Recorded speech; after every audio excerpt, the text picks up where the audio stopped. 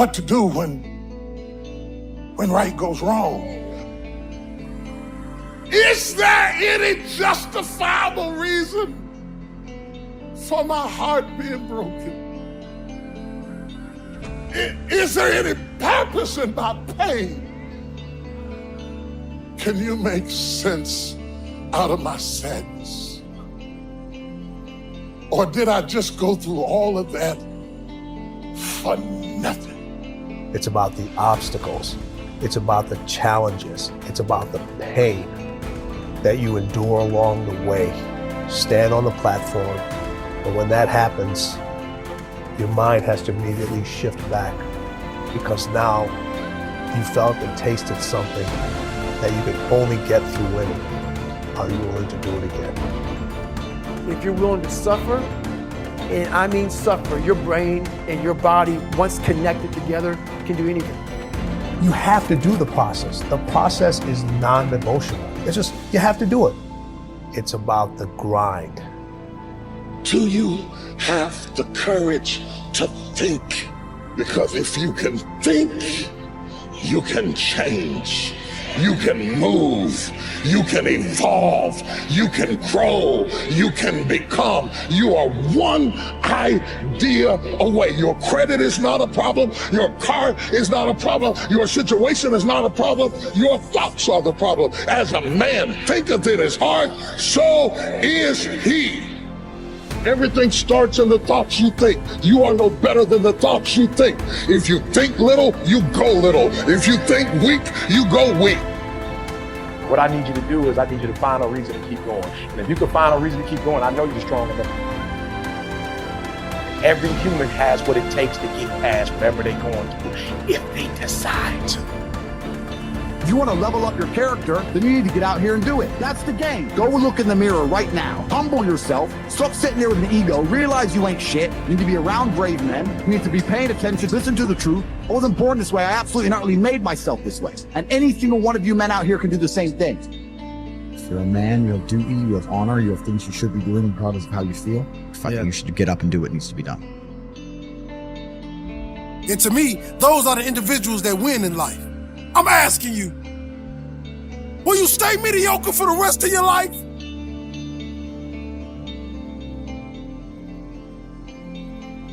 Success happens to you not because you desire it, because you earn it. Everybody desires it.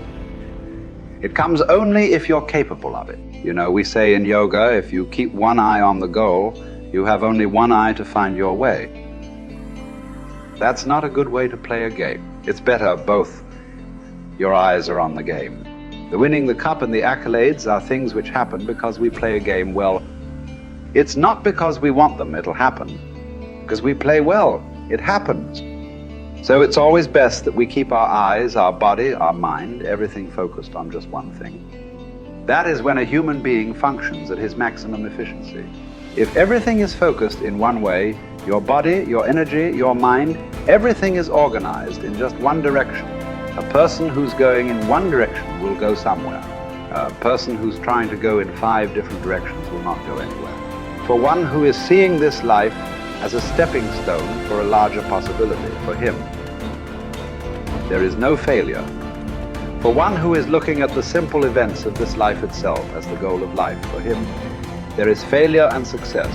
If you are just seeing this life as a stepping stone for a larger possibility, if you have a good deal, you use that for your well-being. If you have a bad deal, you use that for your well-being. The economy was on the boom when every fool could be successful. When the economy is on the boom, everybody gets carried, isn't it? Now there has been a meltdown. Now it takes something else to be successful. It doesn't matter what the hell happens with your life. If you are seeing this life only as a stepping stone for a larger possibility, then whatever the situation, it is beautiful and very useful. So various situations in your life, either you can use it to make yourself stronger and better, or you can sit and cry. This is the choice you have. Everything. It doesn't matter what happens. The most horrific event happened in your life that also can be used for your growth and your well-being. So the fear of failure. Failure is bad enough. Fear is adding spice to it, isn't it? I'll give you a formula. If you want to know what makes people happy at the most basic level, when your life conditions match your blueprint, when your life conditions are what you're expecting, not your ultimate dream, but when you meet your basic expectations, you're happy. If your life conditions are better than you expected, you're over the moon. If your life conditions don't match your blueprint, your expectations, you have pain. If your life conditions don't match your blueprint and you believe I'm unable to change it, it's something wrong with me, or it's a permanent problem, or it's pervasive, or it's personal, you get into learned helplessness, then you're going to suffer. And so nothing is permanent, not even the body is permanent. Certainly no problem is permanent. Your soul might be the only thing that might be permanent, right? So it's really helping people to understand that when the life conditions change, your blueprint has to change with it. Either if you're not happy, you either have to change your life or change your blueprint, your expectations. Usually it requires a combination of those two.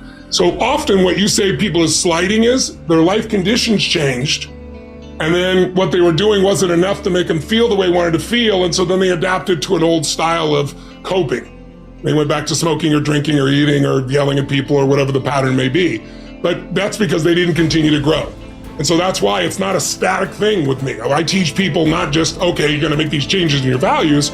It's like, you got to look as your life conditions change. You're going to make that happen. As you hit different stages of life, you're going to have to make those decisions. And everybody wants their life to be better, but no one wants to change, right? So we have to keep changing as the life conditions change. We got to update our blueprint, our values, our beliefs, our rules about how to play the game. And we have to update our behaviors to adapt to where the environment is. If you don't do that, you're in trouble. There are many people during COVID who it was the most horrific experience. There are many people that learned to use COVID, not like COVID used them. They grew their businesses, they expanded their mind, they shifted their emotions. They did things they never would have done. Other people gained 20 pounds, right? So it's all a matter of, do you adapt to the life conditions? And do you learn how to learn? Because this isn't a one-time thing. Oh, I did this thing. I went and worked out for a weekend. Now I'm pumped. Well, great. How long is that going to last? You're going to have to continue to use that and have a daily practice. Otherwise, you, of course, go back. And that's the biggest missing thing. I teach people daily practices that can take what they've learned and make it ongoing in their life, as opposed to, wow, I had this great weekend. The big question is, are we letting ourselves become what we wish to become? In this most important subject of association, here are some actions you may want to take. First, disassociation. You may, after a study of those 3 questions, who am I around, what are they doing to me, and is that okay, you may come to the serious conclusion that there are some people you just have to break away from. I'm not saying that it's an easy step to take, and it's not to be taken lightly. However, I am saying it may be an essential task.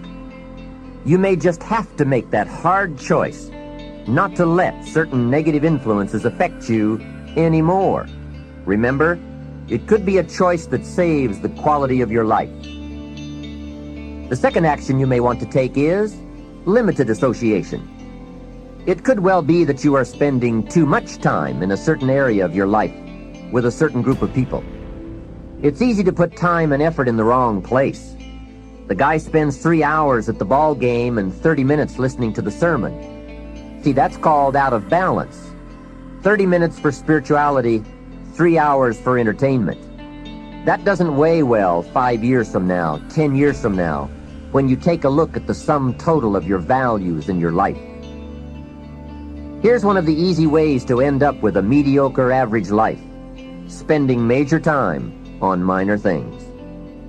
Sophisticated people learn to weigh everything before they spend time or money. You've got to weigh before you pay. Whether you're going to spend heavy time or light time, you've just got to weigh. Otherwise, if you're not careful, you can get trapped into spending heavyweight time with lightweight people. Now, it's okay to have casual friends as long as you give them casual time, not serious time. Spend major time with major influence and minor time with minor influence. It's so easy to do just the opposite, but don't let it be said that you fell into that trap. So maybe all you need to do to change some of the influences in your life is not to eliminate them, but merely limit them. Say, I have a good time with these people, but I'm not going to spend days and days with them anymore. I'm just going to cut that down and save some of that time for more major people and more major enterprises. Remember, it's your life.